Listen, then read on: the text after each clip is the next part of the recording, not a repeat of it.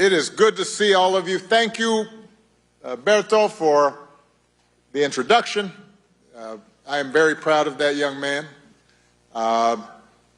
Thank you for everything that you're doing, Berto, for bringing people here on the south side of Chicago together.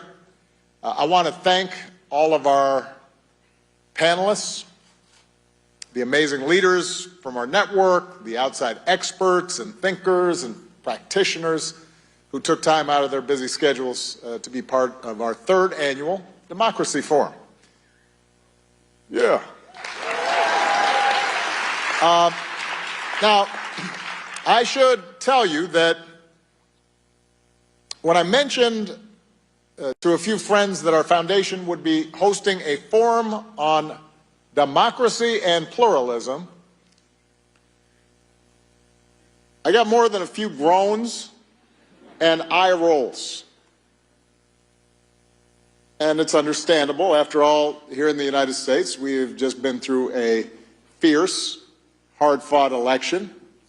And it's fair to say that it did not turn out as they had hoped. And for them, talk of bridging our differences when the country and the world seemed so bitterly divided felt like an academic exercise. It felt far-fetched, even naive, especially since, as far as they were concerned, the election proved that democracy is pretty far down on people's priority list. And I understood their skepticism. Maybe you had a conversation with a friend that felt the same way. But as a citizen and part of a foundation that believes deeply in the promise of democracy, not only to recognize the dignity and the worth of every individual, but to produce freer and fairer and more just societies, I cannot think of a better time to talk about it. You see, it's easy to give democracy lip service when it delivers the outcomes we want. It's when we don't get what we want that our commitment to democracy is tested. And at this moment in history, when core democratic principles seem to be continuously under attack, and when too many people around the world have become cynical and disengaged, now is precisely the time to ask ourselves tough questions about how we can build our democracies and make them work in meaningful and practical ways for ordinary people. And that's why we're here. That's what these forums have been about. 2 years ago, we kicked things off by examining the ways that we might counteract the flood of misinformation across the media landscape. Last year, we looked at how disruptions in the global economy and resulting rampant inequality is undermining faith in the democratic process. And we discussed how innovative economic reforms might give more people a stake in the system. So today we're focused on a third factor that healthy democracies depend on, an idea that political scientists often refer to as pluralism. Now, let's face it, pluralism is not a word that most of us use in everyday speech. I talked to one young leader earlier this year who's doing incredible work reducing gun violence here in the United States, and she admitted she had to look the word up right before our call. But the concept of pluralism should and is actually familiar to all of us. It means that in a democracy, we all have to find a way to live alongside individuals and groups who are different than us. So we commit to a system of rules and habits that help us peacefully resolve our disputes. We try to cultivate those habits, those practices that encourage us not just to tolerate each other, but also every so often join together in collective action. The pluralist ideal is what allows a Christian church and a Muslim mosque to sit side by side on the same city block and then maybe agree to share a parking lot. It's what keeps you from pulling down a sign in your neighbor's yard supporting a cause that you find completely irritating. And it keeps him from doing the same to you.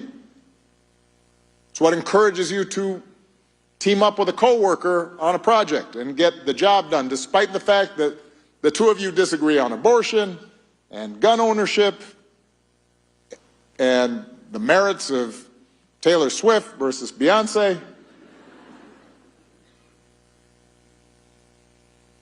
So this idea that each of us has to show a level of forbearance towards those who don't look or think or pray like us, that's at the heart of democracy. And it's hard. Even in relatively homogeneous countries, it's hard. It's not easy to maintain. Look what happened just this week in South Korea. But it's especially hard in big, multiracial, multi-ethnic, multi-religious countries like the United States. In fact, one way to think about the U.S. Constitution is as a rule book for practicing pluralism. So you get a Bill of Rights that allows us to think and speak and worship and assemble and vote on an equal basis, free from government coercion. And with that freedom, we can voice our beliefs and try to persuade others and form coalitions and compete for support and eventually elect representatives who will then go and negotiate and compromise and hopefully advance our interests. And majority rule determines who wins and who loses, but the separation of powers and an independent judiciary ensures that the winners don't overreach to try to permanently entrench themselves or violate minority rights. And just like a basketball game or a tennis match, we agree in advance that so long as the rules of the game are followed, the losers will accept the outcome of any given result, even if they still don't like the other side,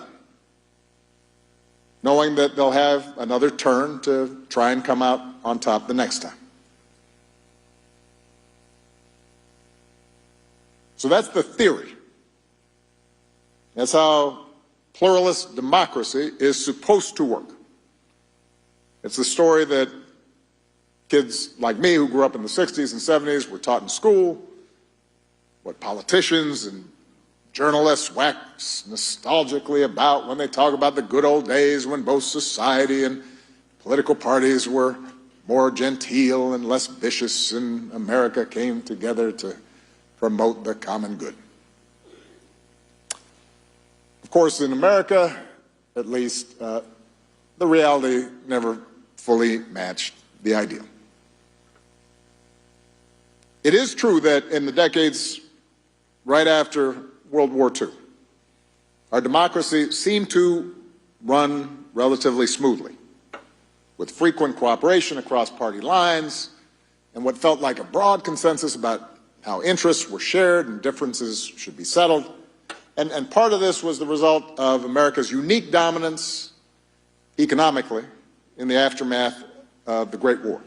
So you have industrial competitors all across Europe and Asia who are still digging themselves out of the rubble at the time, which meant that fat corporate profits and rising living standards here in the United States helped smooth over friction between competing groups, between management and labor, or the industrial and agricultural sectors. And meanwhile, the Cold War generated solidarity against an external threat and a shared perspective on the world was constantly reinforced by a handful of TV networks, and movie studios, newspaper chains, and magazines that served as nearly everybody's main source of news and entertainment. Everybody watched Gilligan's Island, even if they didn't admit it.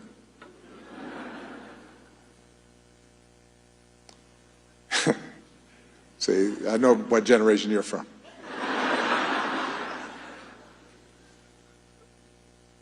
But the biggest reason that American pluralism seemed to be working so well mainly had to do with who it left out. The fact is, for most of our history, our democracy was built on top of a deeply entrenched caste system, formal and informal, based on race and gender and class and sexual orientation. A system that excluded or severely limited big chunks of the population from the corridors of power. Just to give you some perspective, as late as 2005, when I was sworn in as Illinois' junior senator, I was the only African American in the United States Senate. One out of 100.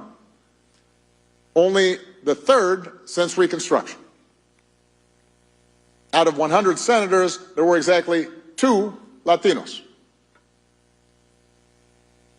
And only 14 women. It's fair to say that when everyone in Washington looked the same and shared the same experiences and were in the men's side of the Senate gym, because the women just had kind of a closet that they had modified, cutting deals and getting along was a whole lot simpler. And then starting with the civil rights movement in the early 60s, things got more complicated.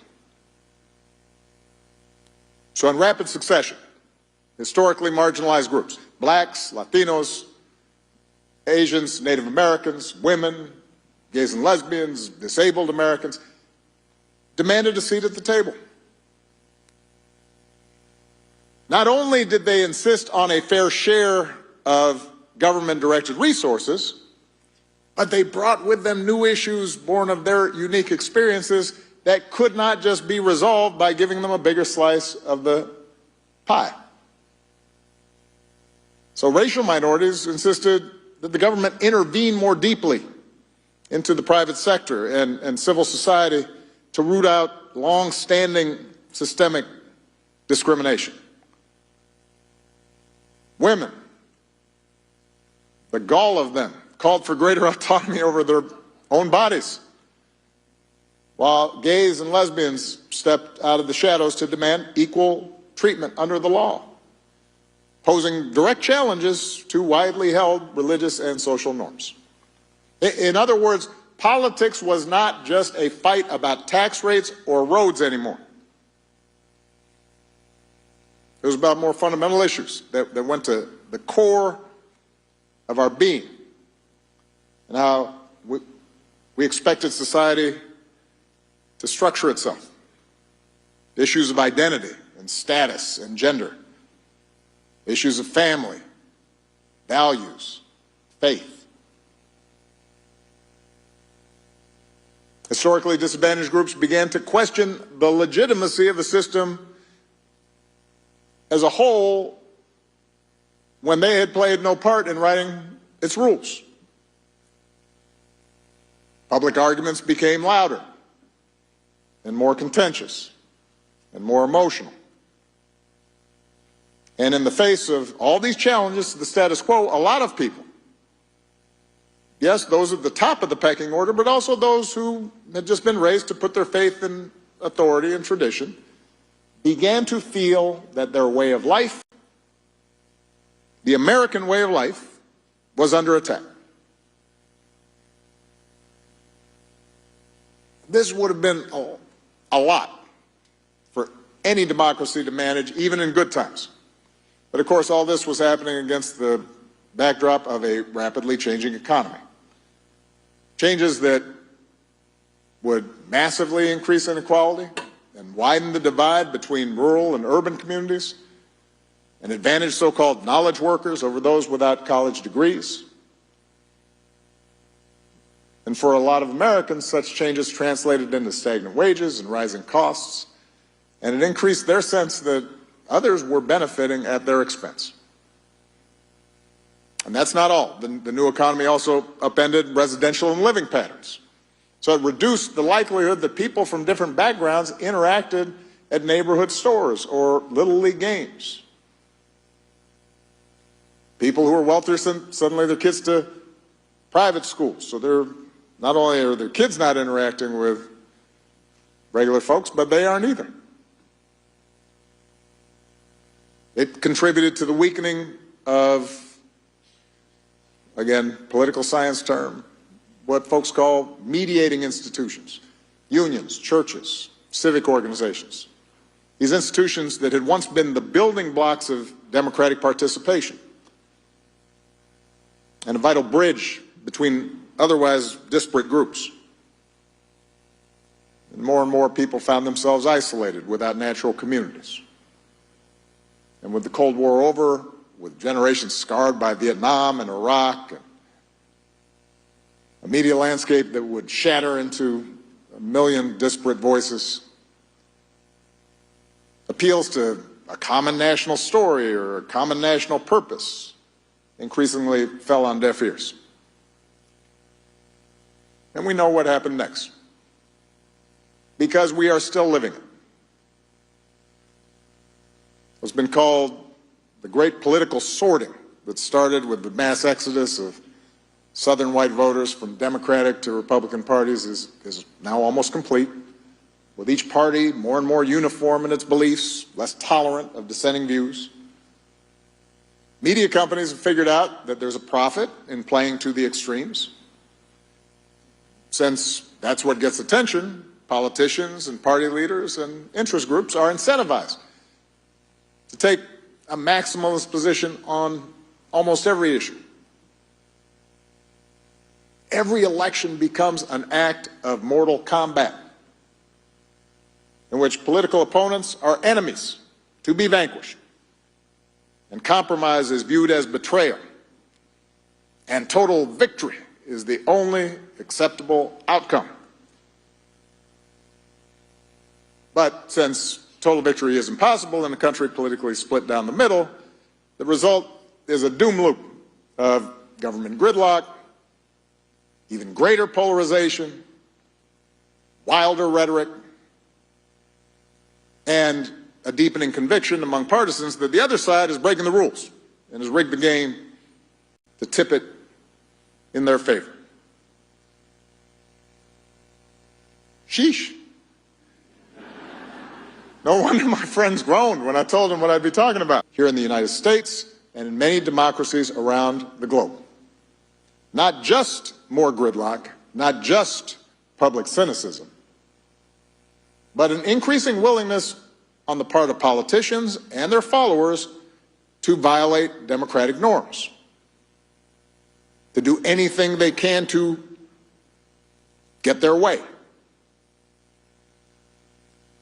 to use the power of the state to target critics and journalists and political rivals, and to even resort to violence in order to gain and hold on to power. We have seen that movie a lot. So how do we choose the better path?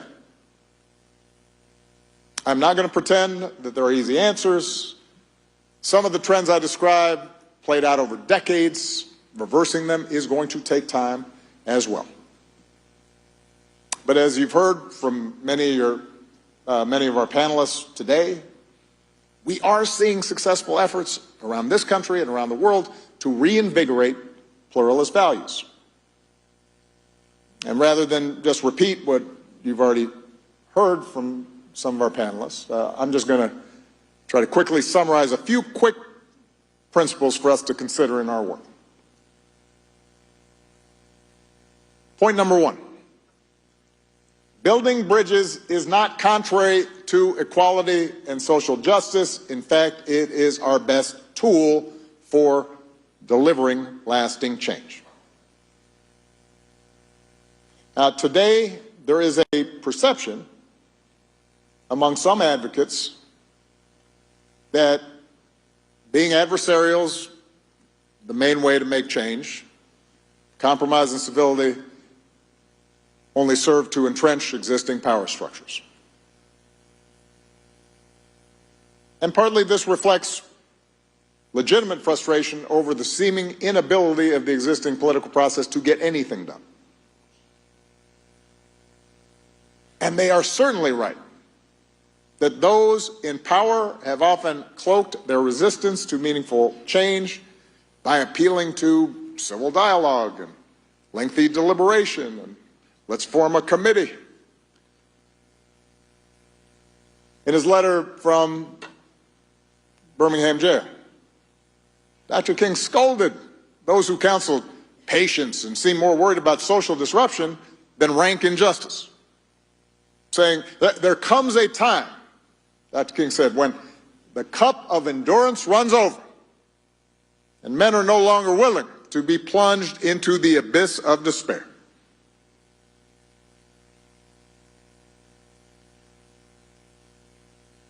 But Dr. King, like Gandhi, like Nelson Mandela, also understood if you want to create lasting change, you have to find ways to practice addition rather than subtraction. So let me make this key point. Pluralism is not about holding hands and singing Kumbaya. It is not about abandoning your convictions and folding when things get tough. It is about recognizing that in a democracy, power comes from forging alliances and building coalitions and making room in those coalitions, not only for the woke, but also for the waking. Now, there are risks involved in engaging with groups you disagree with, particularly if there's a power imbalance involved. There's a risk when you begin to negotiate compromises that you'll give away too much, that you whittle away your issues to the point where it's hard to claim that you're making progress. And building bridges may require you to deal with people who not only disagree with you, but do not respect you. When I was president, there were times where, many times, where I was negotiating with people who made it pretty clear they didn't think I should be president. Legally, morally.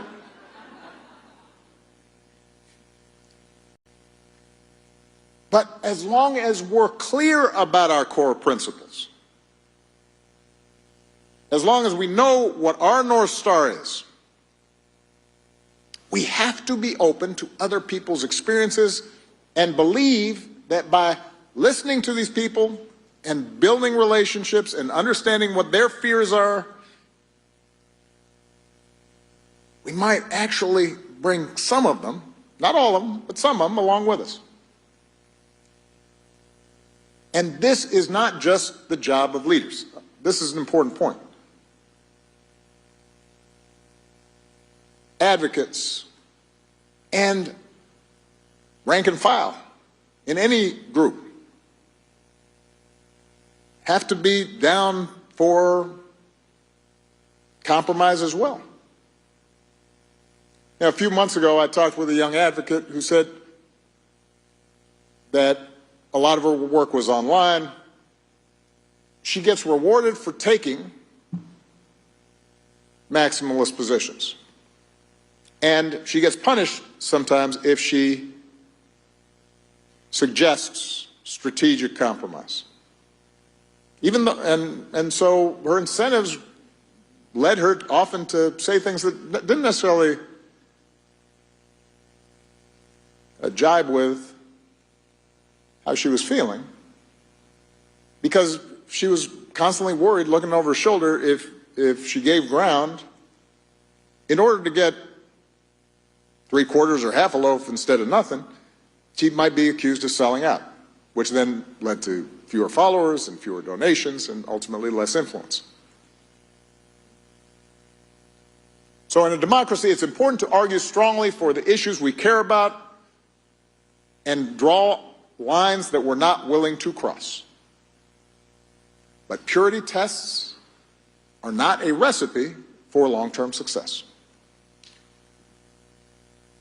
Point number 2, pluralism does not require us to deny our unique identities or experiences, but it does require that we try to understand the identities and experiences of others and to look for common ground.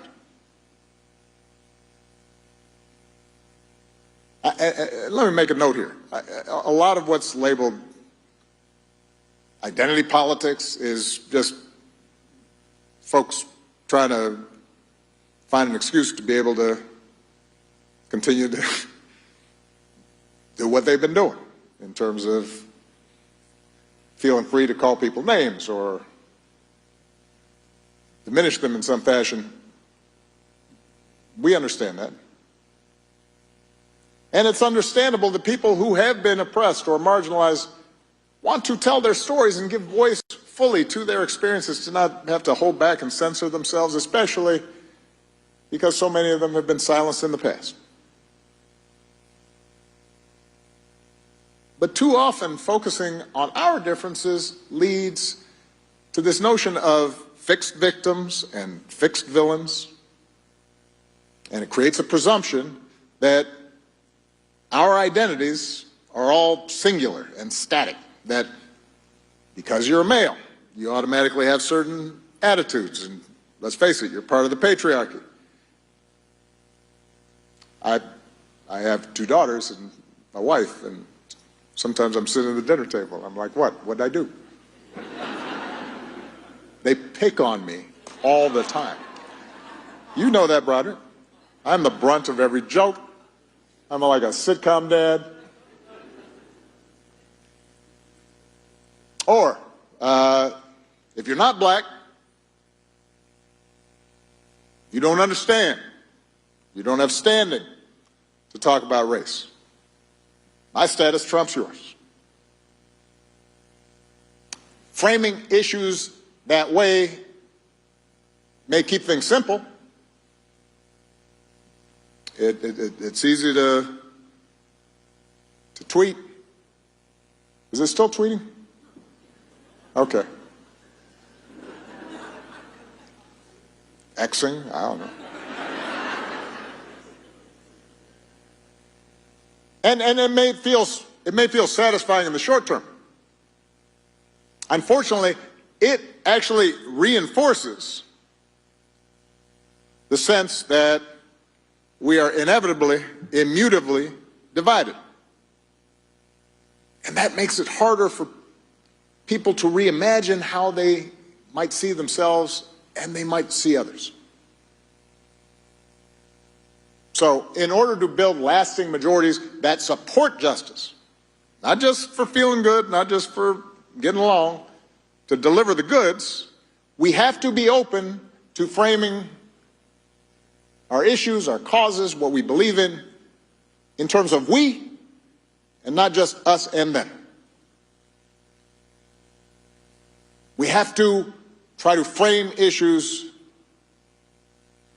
in ways that at least consider the possibility of a win-win situation rather than a zero-sum situation.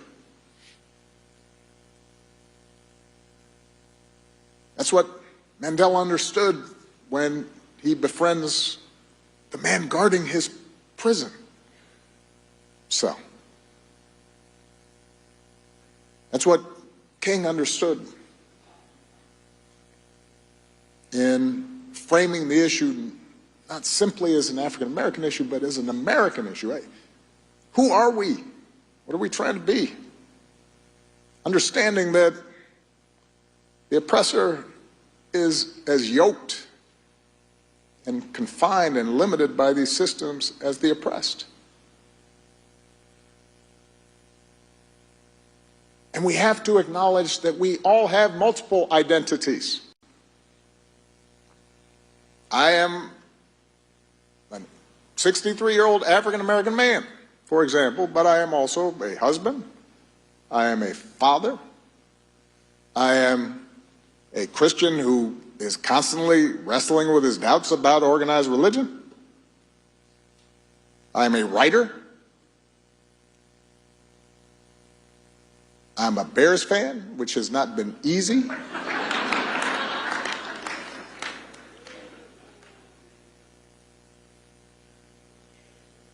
Recognizing and listening for those multiple identities as opposed to just looking at somebody and saying, oh, they're that kind of way. Being open to the fact that even the folks we disagree with most might have something that surprises us. That's an opportunity that we cannot afford to miss. Third point, pluralism works better when it is about action and not just words. Some of you probably remember this, right after George Floyd was killed, you got all these corporations who are putting up ads and hosting convenings, and then they're instituting mandatory seminars for their workers where everybody has to get together and talk about how they're probably racist and how deep the problem runs in our society.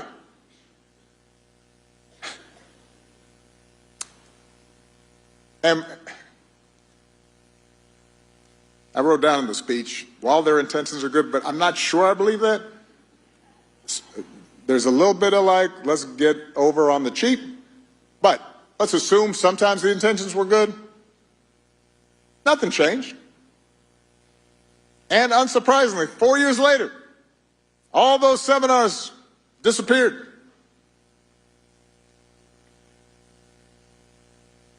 Words alone do not build trust. Words alone do not rid people of prejudice. What does build trust, because it builds relationships, is people banding together to get stuff done. Whether it's a mosque and a synagogue joining forces to help victims of a natural disaster, or a black community linking up with a traditionally hostile white community in Chicago to try to stop a highway from running through both neighborhoods. Such common efforts take time. They require an investment on the part of the participants. They won't eradicate people's prejudices, but they will remind people that they don't have to agree on everything to at least agree on some things. And that there are some things we cannot do alone.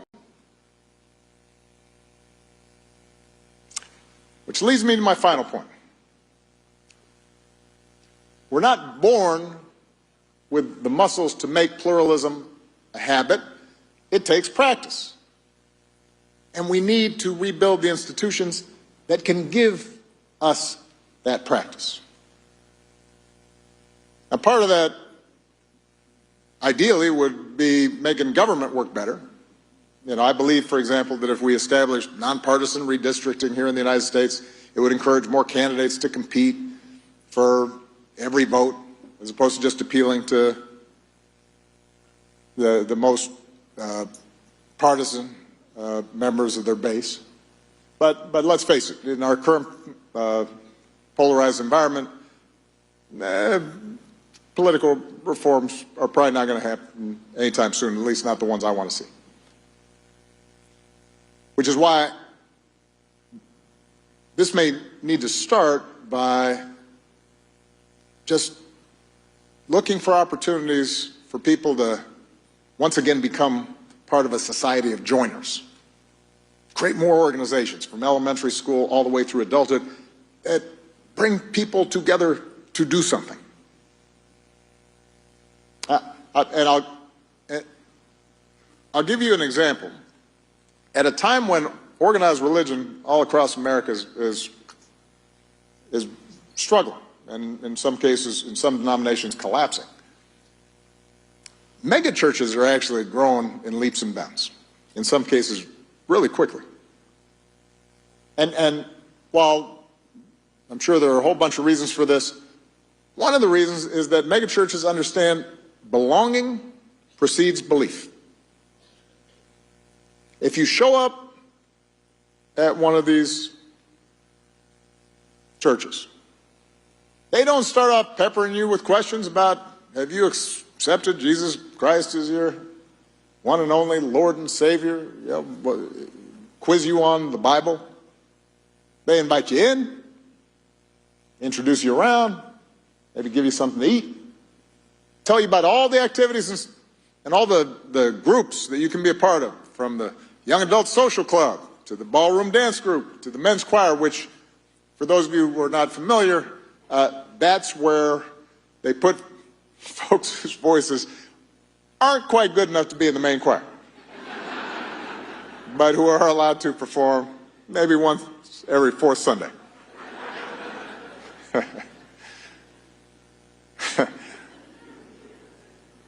Point is, oh, I'm sorry, brother, are you in the... You know what I'm saying is true.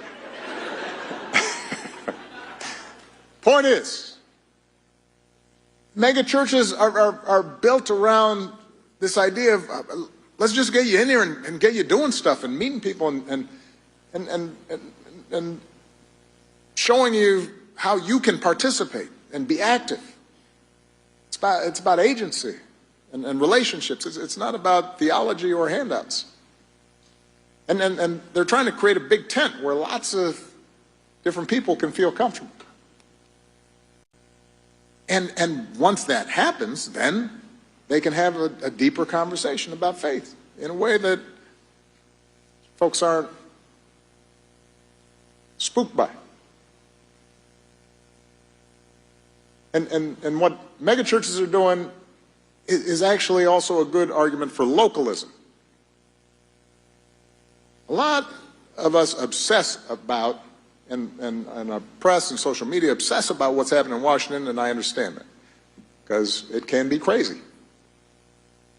But a lot of our best work will happen from the bottom up instead of the top down. If we're going to get better at pluralism, it's going to happen in neighborhoods, in the communities where we spend our time, in the schools where our kids develop skills and learn how to negotiate and work together across differences. Now, at this point, you may be thinking, this all sounds pretty good, except pluralism depends on everyone following a certain set of rules. That's what you said, Obama. What happens when the other side has repeatedly and abundantly made clear they are not interested in playing by the rules?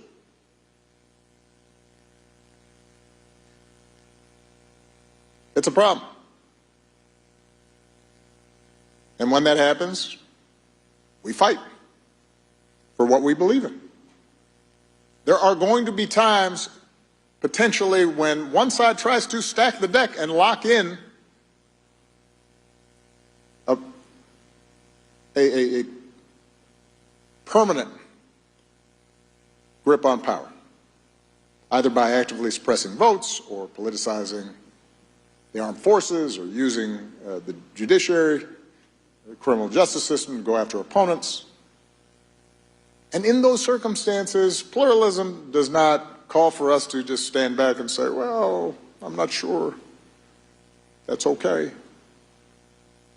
In those circumstances, a line has been crossed, and we have to stand firm and speak out and organize and mobilize as forcefully as we can. But even in those circumstances,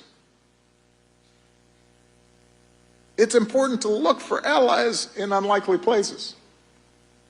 And too often we assume that people on the other side have monolithic views, when in reality some of them may share our beliefs in sticking to the rules, observing norms.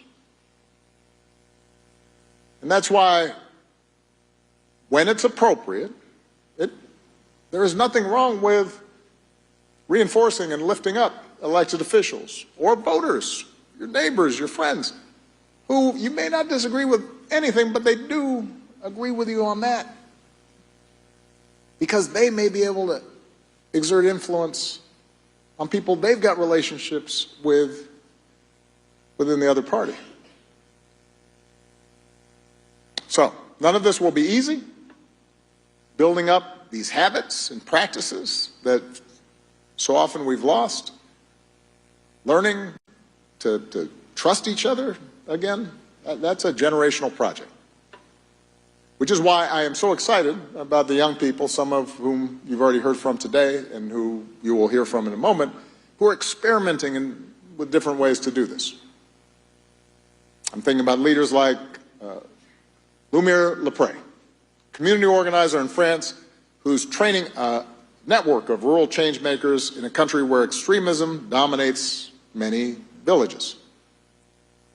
Or Ayu Kartika Dewi, who started a program in Indonesia that sends children and their mentors to different parts of the country during school holidays to live with a family from a different